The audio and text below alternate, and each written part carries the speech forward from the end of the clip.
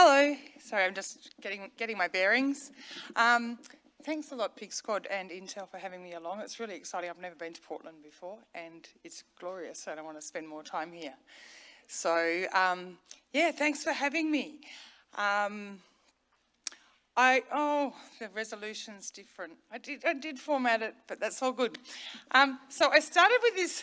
I called it Study to Studio, and then I did the worst practice run through with IGDA Melbourne that I've been running for 9 years, and we have monthly meetups and are very like PIGSquad, and so hopefully me feeling like I kind of know you is a good thing. And at the end, someone said, study to studio doesn't make sense, and I thought, oh, actually, that sounds like I'm saying how to get a job in a studio once you've finished studying, and that's not what I'm saying. I'm saying going from making games in your study to creating games as a studio. And then I decided I probably should just rename it anyway. So I'm not a game developer. I work at Hipster Whale, who is a free-to-play mobile game developer. Hand up who's played Crossy Road. Do you like my American accent? It's Crossy Road at home, but you know, sometimes it's so. So I work with those guys and girls in Melbourne at the Arcade, which is an indie co-working space. We've now got 34 studios, ranging from a couple of people to about 30 at the larger end of the scale. As mentioned, I've been executive producer of Global Game Jam for the last 2 years, and I've been involved as a regional organiser and on the board and the committee and blah, blah, blah, blah, blah, as well as running Global Game Jam in Melbourne since 2011. We had 250 jammers this year, whilst looking after 93 countries from about the worst time zone in the universe. So that's a bit about me. And just so I can get a bit of a feel for where you guys and girls, it's wonderful to see you somewhere if I keep looking, are in your games journey. Who's studying games formally or informally at the moment? Who's making games themselves? Who's ever published? Who's ever tried to make money from what they've made? Nice. So I'm really focusing this time, and I love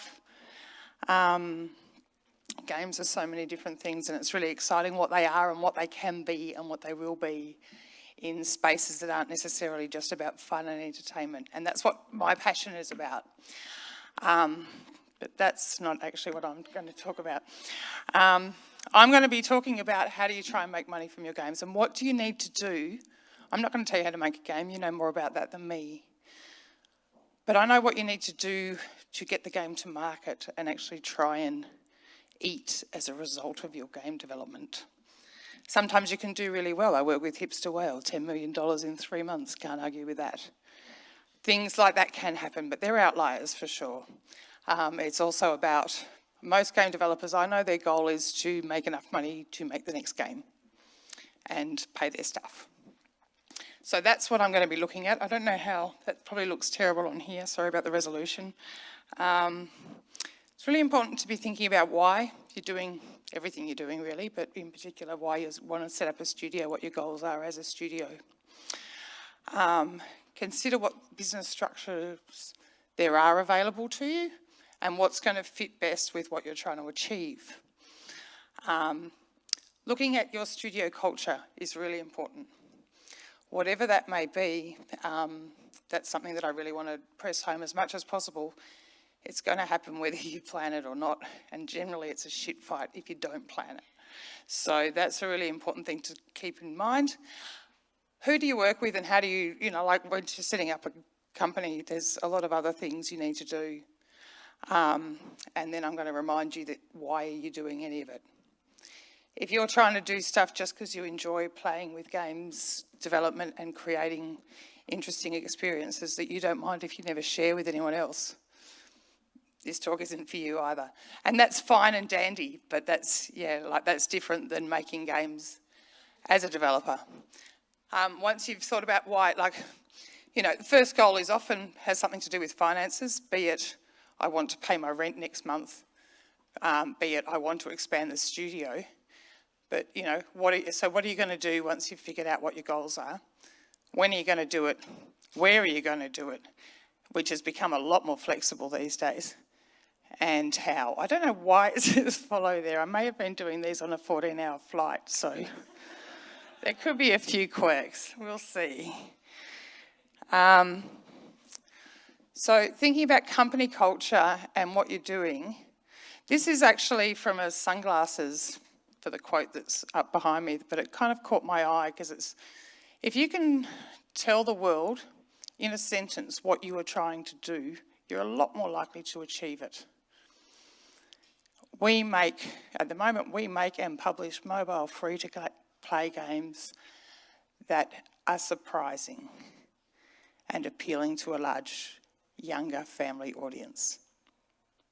And that's what we'll focus on. And that might change. Who says you're going to stay on mobile? Or mobile. I can do this. But if you can get it down to a concise what you're trying to do. I'm trying to create a diverse workforce. We have 50% women in our studio. This is part of our goals and this is what we're going to work towards. And that's going to impact who we work with, how we work and what we're doing. Netflix was an interesting one that I thought sort of has considered exactly where their focus is and what they're trying to aim towards. If you look at where they're going, you can see how this has led them to some of those things too. As an older example, which might be a bit hard to see on here, but I don't know if you've read Apple's marketing philosophy from 1977 before. And now I need my glasses. We will truly understand their needs better than any other company. In order to do a good job, we decide, I wasn't planning to read it, but it's really fuzzy, so I haven't practiced this at all. In order to do a good job of those things we decide to do, we must eliminate all of the unimportant opportunities. So keeping that focus, and they've always kept a focus with what their store is and how it operates. And this is marketing and impute. People do judge a book by its cover. We may have the best product, the highest quality, most useful software, etc. If we present them in a slipshod manner, they'll be perceived as slipshod. If we present them in a creative, professional manner, we will impute the desired qualities. And that's exactly what the design of all of the packaging and all of the how you present this has been following since 1977. And you can see that they're not forgetting that. So it's really important to figure out what it is that your goals are, understanding that's the marketing department of the whole, that's not necessarily what the engineers are focusing on. Oh, excuse me. So there's lots of different ways to think about what you need, what you're trying to do and why you're trying to do it. And then we can get on to how am I going to build a business that's going to work for me. Okay, so I know a lot about company options and different shapes and sizes in Australia. So that's probably not going to help a lot of you. So I'm going to keep this very general, but do look into different company options. Generally and by and large, you have sole traders, you have partnerships, and you have companies. And this is a lot easier to define in Australian law than it seems to be in US, so I don't want to say anything I don't know enough about. I am not a lawyer. I am not an accountant yet either. Your accountant will tell you what fits best for you. But generally speaking, a sole trader is you as your company. It is the most flexible. It involves the least paperwork, which is very, very appealing. But if shit hits the fan, you can lose your house. Okay? That's the difference, it is no limit in liability. It can be very difficult if you are sued and seems to be fairly litigious in this company, so that's probably something you need to be planning for just in case, worst case scenarios. Partnerships are very similar. Once again, fairly limited on the paperwork and the bureaucracy required in the reporting processes. But now there's two of you, okay? So my financial liability has been cut in half. I'm not going alone. But my partner can talk completely on on behalf of our partnership, as can I. That's a lot of trust. You know, and yes, you're working with this person and it's awesome and we've made this amazing game and all of these things. What happens if you make $10 million in 3 months? How's that going to work? Have you got a contract in place to go who owns how much of each IP? Get a lawyer, son, every time. I will get to that many times. And it varies as to what it is. Or just you all get behind in the rent. You know, like you've got to have defined who is responsible for what. And you want a third party who's not fully involved in this but has your interests at heart to lay that out properly. And then there are limited liability companies that have, there's S's and B's I tried to learn, and corporations with different sections, and this is going to involve more paperwork and more reporting to your state government. And the rules will change from state to state, so that's why I was like, okay, this is well beyond my knowledge. But once you get set up as a corporation or an LLC, a limited liability company, it's exactly that. You have limited liability. What it means is your company is a separate entity to you. It takes a lot more reporting. It can potentially mean that you're eligible for more funding options, be them government or private. It will mean you will need a bookkeeper and possibly an auditor. You certainly need an accountant. At some stage, everyone needs them, depending on how much their reporting you've got depends on how much you would be talking to your accountant. So they are less risk. They can't sue you and lose your house then, but you may need a board of directors for certain companies, and then they've got different reporting and board of directors rules to follow, and it can get a bit complex, but this is why it's really good to think about it earlier. You know, you two have just made a game together and that's great, and it does well, that's great. But if you haven't got all of that lined up, it could end up really badly, and especially if it's your mate, because you don't want to lose friends over it. So one size doesn't fit all. I've just put, sorry, the lighting, I'm having a bit of trouble there. This is a picture of League of Geeks. Has anyone played Mellow? One, nice, yes, good work, Will. So this is one of the teams, one of the studios based at the arcade. And they've got a really interesting business structure. It was started off by 4 founders, 3 of them are still there, probably 5 or 6 years ago. And they own 50% of the company, and 50% of all the profits go straight to the directors.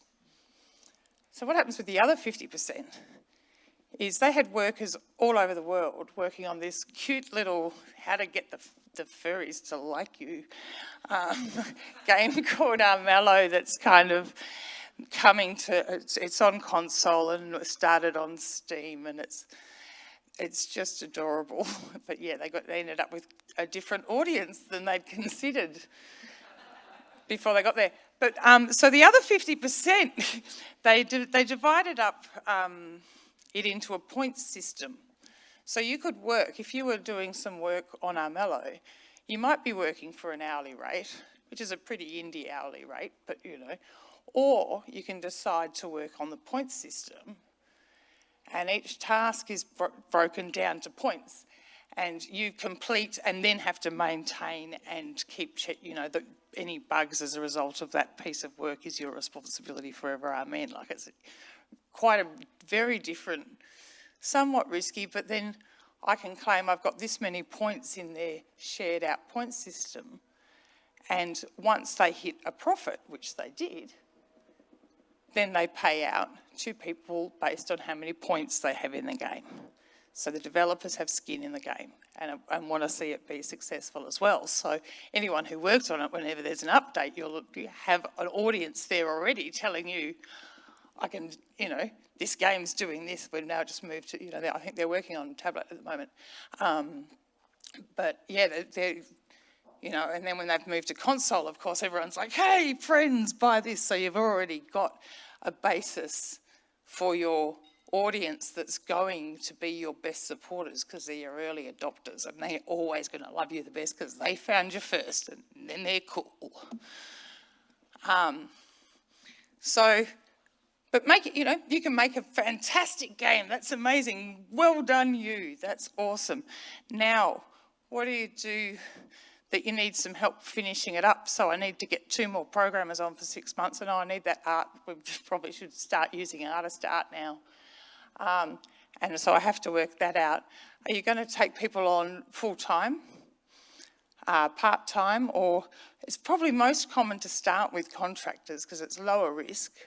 You've got less long-term outgoings, and that usually works well for startups. Unfortunately, meaning that for everybody who's considering being a freelancer, that's probably what you will be for quite a while, if it is a young and emerging market around here, which is what I gather Portland's kind of starting out. And so that's where you start, is you keep it small and nimble so you can respond to market changes. You will need accounting, you will need legal. There's no way around those. They seem expensive at the time. They will pay for themselves. Do not fear. You need them on your team. You have no choice about it really, so choose well, choose wisely. Talk to people who may know games. Cam Rogers, legal. He does work internationally with games from Australia, so he mostly knows Australian law, but at the same time we're working in a global market. So he needs to understand what's happening in the different markets as well. And that's a whole other level of who understands the laws you're dealing with.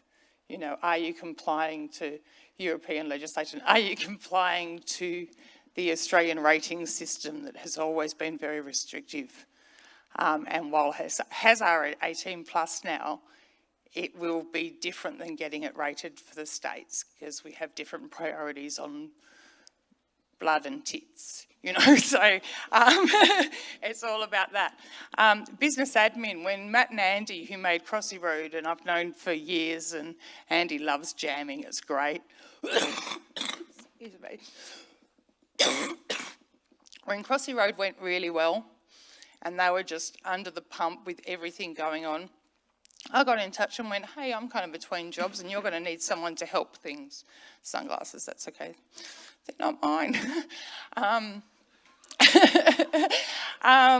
You're going to need someone to help with all the emails and the fan mail and the making sure the bills are paid and making sure that we're tracking who's getting the money in and all of this. So let me join you. So that was the first job that got added in. They had an accountant and they had a lawyer and they'd set up a company structure before they launched the game because that's the way you should do it. The marketing, they went for the very viral marketing, but that's possible. You want to make games that are shareable, that there's a reason you want to share it. You want to share it because you just got hit by a train. It was really funny. Funny is one of the best reasons people want to love, especially when it's about getting some interest on their feed. Like you stop for a giggle, and that's a good thing. I like this. I think we should have more of that on the internet myself. So thinking about your marketing and how it integrates with your social media, maybe that's not your thing. Maybe dealing with humans is just not your thing, and that's fine. Who's going to do that for you then? So, and how are you going to manage that? Who is going to be the face of your company? You are your brand. It's up to you to be getting it right. So how, think about this ahead. Yeah, sure, I can't talk to humans. That is a fine and valid response. But who's going to talk to the humans then? I'll just drop glasses everywhere. It'll be hysterical. So yeah, play to your strengths. Are you the programmer? If you're the artist, you can help with the social media, what's going to share well. If you're the writer, you can help with the writing the copy for the marketing and the social media. If you don't have any contacts in any of that, the last talk I saw was great to say, here are the grassroots way to marketing. And people see through ads and stuff these days anyway. Like if it's not authentic, they're not going to buy into it. So keeping it as your voice talking to your player is a really important angle to stick with, because you just see through the rubbish. We're advertised at all the time, and depending on your market age, my kids have been out, it's like, oh, look what they're trying to do to me here. It's like, correct. They know that. So if you engage as a real human. It's the same thing with networking with the industry. When you're networking, it's great to meet all the people and meet the really super famous, exciting people, and oh my God, I just met, insert name here. But it's about meeting people and actually getting to know them. I'm great because I'm always oblivious as to who's super famous, so I just kind of ramble on and then go, oh, you're you, okay. But, we're all just people, and it's the people that you're going to actually build a rapport with that are going to be your champions later on and follow what you're doing and help with the signal boost and be able to offer advice on how you port it to that other platform that you hadn't considered before. And even Reddit knows this one, get a lawyer. You're really going to need that for setting up your original contracts with things. There are some cheat sheets on the internet, thanks to Rami Ismail and many other people. Do contract, and I'll mention do press kit later, is not legal advice. But it looks a lot like a contract that's fairly straightforward English and will give you something. So it all comes down to, why do you need a lawyer? You need a lawyer for risk management. How big is that risk? If this contract doesn't work, are you stuffed? Because if you are, don't use this contract, get a lawyer. If this contract doesn't work, I'm down $500, maybe you'll decide that's worth it rather than spending another $200 getting it signed, written up by a lawyer. It's about risk management. That's why you need to have that legal backing for what you're doing. So, it does give you a good idea of the sort of things that you will need. Like even just scrolling through Do Contract, you'll see different templates for different situations and go, oh, yeah, maybe I'll need to rent a space, and then I'll have to know a little bit more about that kind of thing. Maybe I want to buy a building that's going to be owned by the studio. How does that all work? Well, talk to your lawyer and your accountant, and they'll explain how that works as an asset and and the best way to do it so that it doesn't cost you as much. And bang, then they save you $20,000 through a conversation and you go, oh yeah, it's a good thing I've got an accountant. Yes, I know a lot of you will be starting with small scales, but that's still, it all scales on different levels, and it's all about risk management and with accountants, return management. So I get that game developers may go, accountancy, that's really boring. I'm actually quite interested in that kind of thing. It's quite straightforward. You can do your own bookkeeping and just have somebody look after them for tax times and reporting for when you have to do reporting, be it for your personal tax because you're a sole or a partnership, or for your company's tax because you've decided to make a corporation. So HR, I mentioned this before, and maybe you're a few years off before having to actually hire people full-time or part-time rather than working with contractors. But from the get-go, you need to be managing your company culture and thinking why and what do I want this space to look like and how am I going to get there? It's really important not to just leave that to the lap of the gods, because chances are you're going to start off with a bro culture, because hello. And you might not want that. You might want to be working towards something more diverse than that. So you want to be aware that 8 guys working together from this time to this time is going to feel uncomfortable for making it more diverse further down the track. So you need to think about things like that as well. And what's going to be more comfortable. And yes, games traditionally involve a lot of crunch. They take a lot of work to make a good game.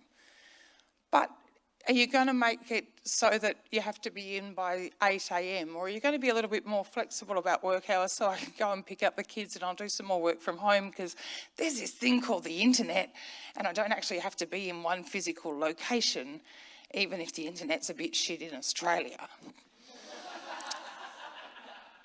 We're having arguments about it that they just don't understand. Get rid of your copper, people. So you've got to be really, you can be flexible. People work different hours. It can be really handy working with an artist in Europe because while you're asleep, they do revisions and send them to you, and then you wake up and go, oh, hello, revisions. And it can work really well and actually increase the productivity of your pipeline because you've got people, you can have people working 24/7 because you can hire from anywhere in the world. Remuneration. I was so surprised when I first learned how that was spelt, and I still can't say it very well. Paying people.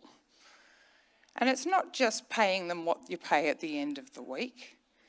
It could be the perks for why they, I've been to some amazing places in San Francisco where they've got super perks to try and keep all the tech people there. But that plays back into their company culture.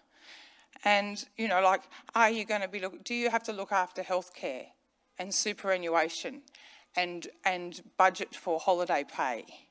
And how are you going to do all of that? That's all stuff that needs to be considered. And having the documentation and the paperwork so that it is a safe and comfortable environment for the employer. But if it doesn't work out, for the employee, but if it doesn't work out, the employer can do things. And you'd have to, once again, that's all state-based, I believe, from my conversations in the last couple of days. What the minimum requirements are. And then what are you going to do to make people, the good ones, want to come and work with you? Because it's going to be something above minimum wage and work 12 hours a day. Because the good programmers, they're needed. I don't know how they go in the States, but if you're a Unity programmer who's legally allowed to work in Australia and knows your stuff, I can get you a job tomorrow. And, with a great bunch of people working on some cool stuff. So there is the demand there, particularly if you're all right, that's nice. You've still got to be at the top of your game if you're looking to freelance or get a job working in games. It is competitive. All the schools still teach these things. You can learn so much from YouTube. Unity's amazing for what you can learn online, which is great, but it makes it competitive if that's the angle you're looking for. This picture will make no sense. Business administration and the in-between. I've been watching too much Stranger Things. It only gets worse. Wait for it. There's all these little bits and pieces that you may not have thought of that you might have to do. Crossy Road did really well. We sell merchandise now. We're designing merchandise. I've done things like, we need a style guide for the chicken. This is when you've whacked a game together in 12 weeks and all of a sudden it's like now we have to retrofit a story as to why the chicken came to be, which is kind of... Thank you. Didn't even plan that one. I'm so proud of that moment. There's all these different things, and then we had someone get in touch and say, do you want it on an arcade machine? Sure. Don't know anything about games on arcade machines. I'm working with a veteran video game developer and a fairly young video game developer.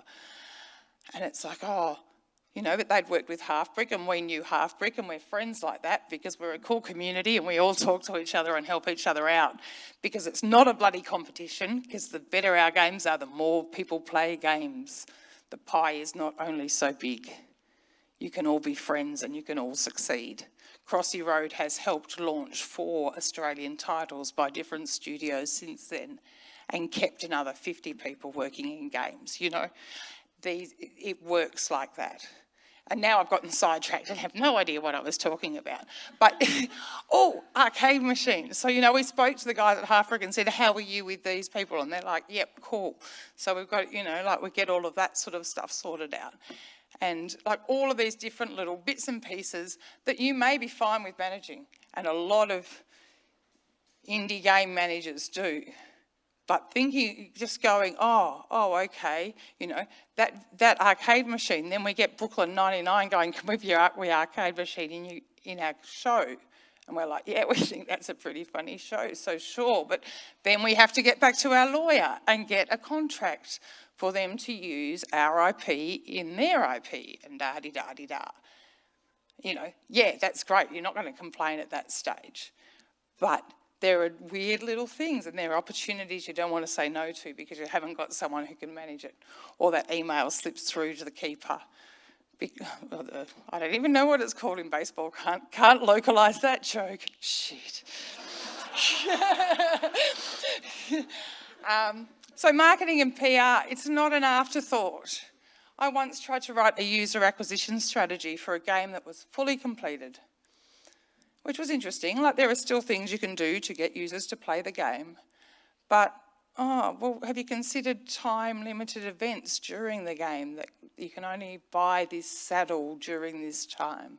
Australia has a history of making games with ponies in it. I don't know if you knew this. I think America didn't like making pony games because we did a lot of My Little Pony back in the day. There was a stage where if you hadn't made a pony game, you're not really part of the Aussie game dev. Matt Hall started on a pony game, and and it was a similar company that I'm trying to go, well, I've got some ideas for how to get people, how to increase your user retention, but I don't know how to do it now that your game's fully complete. You need to be thinking about how you're going to market and monetize, and I know free-to-play is a dirty word in a lot of places, but I come from a Crossy Road background. I would not have worked in free-to-play until someone did it in a non-dirty way. And it can be done, and it can be done successfully. And currently, if you're looking mobile, free-to-play is where the money is. Every premium developer I know will tell you that too. So if you can do it in a way that's not gross, and it's like, yeah, cool, I want to watch an ad because I want more coins, because I want a new skin, because da-da-da-da-da, that's fine. It can be really hard. Like if you're doing interstitial ads, popping it up in the middle of your game when you're in flow state, I don't want to do that to my player. But, how do you do it? And that's a whole other skill that you have to consider as well. And you want to be thinking about it when you're making your initial design plans, which are going to change, and keep your scope small, and all of those things that people have been telling you today. But how do you get it out there? I don't have to tell you too much because the last talk covered that really well. So I sort of went, oh, cool, there's that slide done.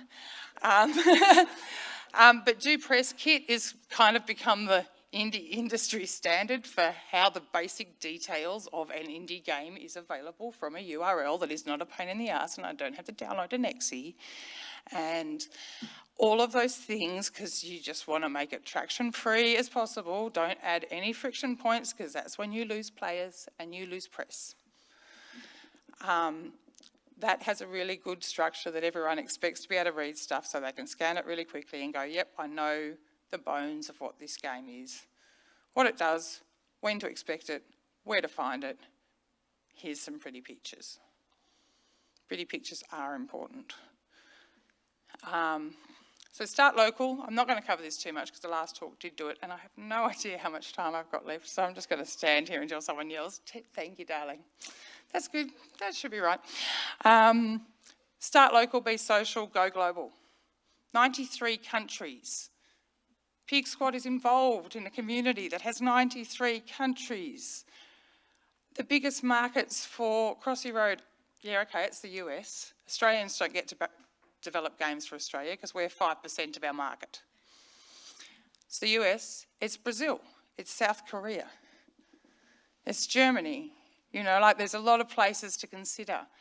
And it can be hard, possibly harder for you because you're in a market that you can just make games for yourselves, and that's okay. We're not. You probably don't even realise some games are Australian because we don't make Australian games because that's not what we're making. We just happen to make games from Australia. We probably try and target them to you guys because then we can eat. So Yeah, so it might be a bit different, but you've got to think bigger than that. Like the markets can be difficult. Obviously, in Australia, we're really physically close to Asia and culturally have some ties. But, we're white English-speaking people. How do you get into the Chinese market? Chinese market's just become the biggest market, has just overtaken you guys. It's huge if you can get into that, but it's China and it's got all of its restrictions. And if you don't have a local Chinese publisher, your game will not go to market. How do I get to know a Chinese publisher? What do I do? Oh, thank Christ I've got this. Excuse me. Thank goodness I have this community of people that know things, and I actually have friends who, when I was working at Global Game Jam, we finally got the Global Game Jam website on Weibo, because they don't have Facebook. They don't have, they're mostly blocked from all of the things that we use as a global community to communicate. Whereas trying to find something that suits everybody, running a Slack with 600, 700 people from every corner of the world except Antarctica, we're working on that, right? Can be difficult. But it also makes you realise what kind of market is out there. I have no idea what next slide is. Shall we see? Yeah, it is this one. That's cool. And you can't see it, but you need to look up this form. It's been on the internet the last week, and this is some kind of chart of all the different languages. And the colours relate to the continents they're from. And so see that really grey that comes all the way through the middle with the big bit? That's all the Asian languages. Tell me you don't want a piece of that market. Seriously, that big chunk, that's Chinese.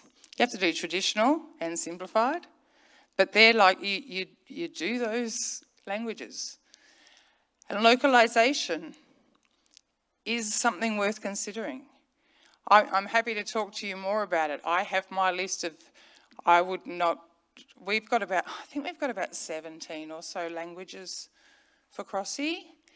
I would not miss Brazilian Portuguese for anything. I would not miss Spanish. I would choose Latin American Spanish over European Spanish because the Europeans can understand the Latin American Spanish. South Korean is something, Korean is something that we used and found a really big market there. It would depend on your game, obviously. Brazil is a big free-to-play game space, so it's worth checking out what games work in what spaces. But considering what languages, so English is the yellow bit up the top there at about 10 o'clock, 11 o'clock, that's English. So maybe you want to think a little bigger than that. But then you've also got to look at culturalisation. It's not just about changing the words necessarily. It can be quite difficult doing that kind of thing. It's worth checking with a local if you're being largely offensive because, oops, thought that was funny. Actually, that's really offensive to my whole country. It's okay, not funny, scrap that. Taking that feedback, hopefully not releasing something like that first, but also just looking at what else there might be. I know I've heard Kate Edwards, who used to run IGGA, and she is a geographer by training and works in games and did culturalisation and localisation with Microsoft. And things like DDR and the dance moves you do, you don't do that to a Greek person. That is really, really rude, right? You do not. So if you've got a dance thing where it's like this, you're going to have to stop and think about what it's doing and how it's going to translate across different languages and across different ideas of what this is and what this is and how extreme it is and whether it's, okay, it's Australia, so that's okay really. But in Greece, don't do that. They're probably just having a go. But, trying to understand all those nuances, even the difference between Australia and the US, culturally quite similar, linguistically, you've got a lot of Zs. But aside from that, it's okay. I can't do it. My dad's English. But there are still variations because you've got a lot of Zs. Now this one, especially when you're starting out, can be a really hard one. I'm so glad I wasn't a teenager. There wasn't any Facebook. It was awesome. You could just be a dick and it was all right. That's not the case anymore. So you've got to be aware of how you're presenting on every platform impacts what your brand looks like. Is there stuff you should delete from your Facebook, or maybe don't tweet that? Then don't. But you've got to be aware of this. And I kind of wish you could compartmentalise your career from your private life a lot more than you can, but I don't think you can anymore. I think you just have to deal with the fact that this is how it is, and how is that going to look? I run the IGDA Melbourne Facebook page. We're up to 7,000 people, thousands of people in there. I get requests all the time. Are you part of the community? I don't know. Who are you? If the first thing I see is sexist or racist, you're never getting into this group, and this is where you find out what's happening in Melbourne games. So maybe think about what those posts are and how that's reflecting on you and your game and your brand. You have a community. You have a community here. You have a community around the world that can help you. It can help signal boost. It can help problem solve. It's experienced things like difficult customers and everybody wanting Steam keys and how can I tell who's a real YouTuber. It can help with these things. But you've got to help too, or it's never going to work. Pay it forward. It is going to pay off. Be that person that, what do I need to do? Ask so-and-so. Be that person. Because when you need a hand, it's going to come back to you in spades. It'll be awesome. It's worth it. Pay it forward and be part of that community. It's local, it's global. You can't not Twitter. Twitter has its painful small moments, but for the most part, it's an amazing, amazing thing that you can utilise to your benefit. And then all my jokes are ruined by the fact that I can't see the screen properly. I'm sorry. And then I was trying to make the slides, and then rather than making the slides, a girlfriend was saying, does anyone know any games like this? So I'm like, and then she always CCs me because then I retweet her, and then some interesting person has an amazing story about a game that's just what she wants to look for. She's a writer at PC Power Play. So that's what I was doing when I should have been writing my slides, but that's because community is really important. Okay? That's my excuse, and I'm sorry about the slides. I'm a bit rubbish at that kind of thing. So, what was all that? Remember why you're doing something and really define what it is you're trying to do and why you're trying to do it. Play to your strengths and outsource your weaknesses. Accountants and lawyers, they seem expensive, but they will make and save you money. You have to actively develop and maintain your company culture. That's the same with your gamer culture too, not something I've touched on today, but you get to help decide what is acceptable in your community audience. And that is also going to take a lot of work and making sure that you're consistent and doing it in a way that's positive to why you're doing everything in the first place. Localise. I know it can be hard from here maybe, but there's a lot of countries out there and they all play games and it's awesome. And it means we can all make games that people play. And your community can help. Do we have any questions?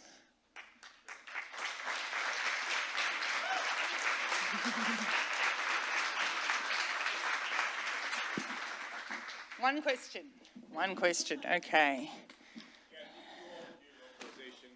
Externally, I mean, do you hire it out? We use One Sky personally at Hipster Whale. They're quite cheap. We don't have a lot of language. Mello's looking at doing more localisation, and they're a very text-heavy game. So it depends how text-heavy a game is, but One Sky is like a one-stop stop. We don't have any problems with them. And I have from time to time double-checked it with people I know through Global Game Jam and said, hey, like blind test, and we've got the same thing back from the translators we pay from a friend of mine just doing a check. So we check them from time to time. At what stage in a game are you engaging that? That's quite late. Like we do it mostly for updates now at the moment, but it's one of the last things you do because you want to know that your text is locked in. You don't want to translate and then tweak, because now you're going to have to translate again. But they've got quite quick turnarounds. Like, I would hazard a guess that you can get your your translations turned around within a week, but do it right towards the end. But the bits you talk about, where you talk about potentially offensive behavior in one particular market. Yeah, I'm sure there are companies that do that kind of thing. We don't engage them. Yeah, because sometimes you'll get a random thing come back from your translators where they're like, by the way, did you know that this English word, that's a nickname for this in our language? And it's like, okay, maybe we'll rename that. But that's kind of lucky. But there are companies that will do that kind of thing, and I think it's something that's probably a bit of a growth industry too. All right, all done. Thank you.